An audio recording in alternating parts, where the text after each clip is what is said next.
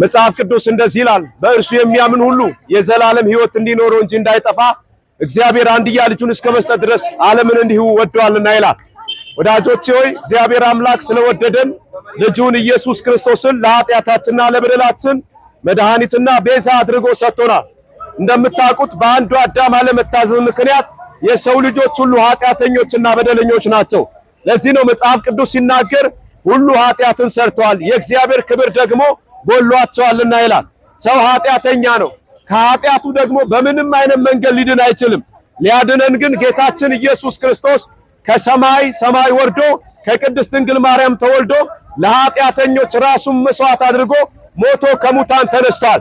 ታዲያ ከሙታን በተነሳው በሚያድነን በጌታችን በመድኃኒታችን በኢየሱስ ክርስቶስ የሚያምን የዘላለም ሕይወት የዘላለም ረፍት አለው። መጽሐፍ ቅዱስ እንዲህ ይላል፣ የጌታን ስም የሚጠራ ሁሉ ይድናልና እንደሚል ስሙን ጠርታችሁ ከኃጢአት ከእግዚአብሔር ፍርድ እንድታመልጡ ይህን የምስራች ወንጌል እንነግራቸዋለን። ኢየሱስ ክርስቶስ መንገድ ነው። ኢየሱስ እውነት ነው። ኢየሱስ ሕይወት ነው። ኢየሱስ ክርስቶስ ከዘላለም ጥፋት ከኃጢአት የምንድንበት ብቸኛ መንገድ ነው። ሌላ መንገድ የለም። አዳኝ ኢየሱስ ነው። ሌላ አዳኝ የለም። ወደ አብ የሚያደርሰን ወደ እግዚአብሔር መንግስት የሚያስገባን ለኃጢአተኞች የሞተ ከሙታን ሞትን አሸንፎ የተነሳ አንዱ ጌታ የሁሉ ጌታ ኢየሱስ ክርስቶስ ነው።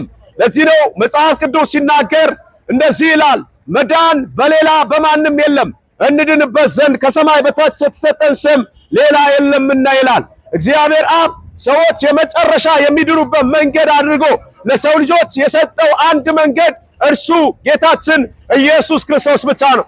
ወገኖቼ በዚህ ምድር ብዙ ሃይማኖት ሊኖር ይችላል፣ ብዙ አይነት ትምህርት፣ ብዙ አይነት መረዳት። ታዲያ መንገዱ ግን አንድ ብቻ ነው። ወደ አብ ወደ እግዚአብሔር ዕረፍት የምንገባበት ወደ እግዚአብሔር ዕረፍት መግቢያ መንገዱን ጌታችን ኢየሱስ ክርስቶስ ሲናገር በዮሐንስ ወንጌል ምዕራፍ 14 ቁጥር 6 ላይ እንዲህ አለ፣ እውነት መንገድ ሕይወት እኔ ነኝ፣ በእኔ በቀር ወደ አብ የሚመጣ የለም አለ ኢየሱስ። ስለዚህ ና ወንድሜ፣ ጥሪው ላንተ ነው።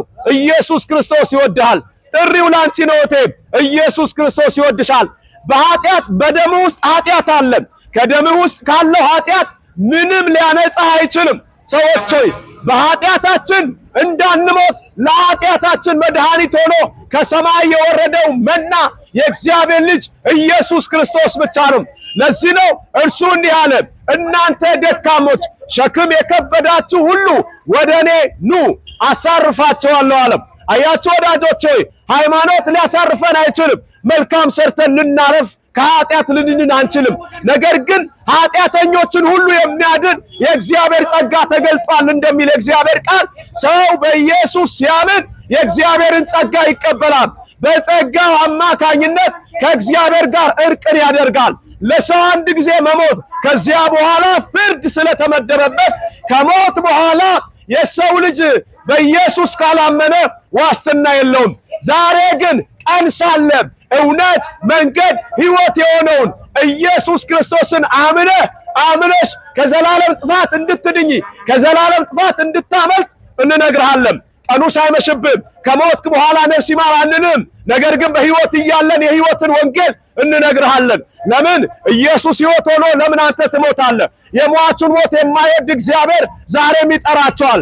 እየጠራናችሁ ነው። የእግዚአብሔርን ጥሪ ለእናንተ እየነገርናችሁ ነው። ወገኖቼ ቀኑ ሳይመሽባችሁ የመጨረሻው ሰዓት ሳይመጣም የጥፋት ቀን ሳይደርስ ኑ። ኢየሱስ ክርስቶስ ዕረፍት ነው። ኢየሱስ ሕይወት ነው።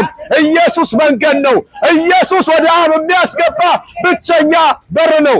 ታውቃላችሁ ወንድሞቼ በዚህ ምድር ላይ ብዙ አይነት ሃይማኖቶች አሉ። ብዙ አይነት ትምህርቶች አሉ። ብዙ አይነት የሰው የሆኑ መረዳቶች አሉ። የሰው ወንጌል፣ የሰው አስተሳሰብ፣ የሰው ትምህርት አለ።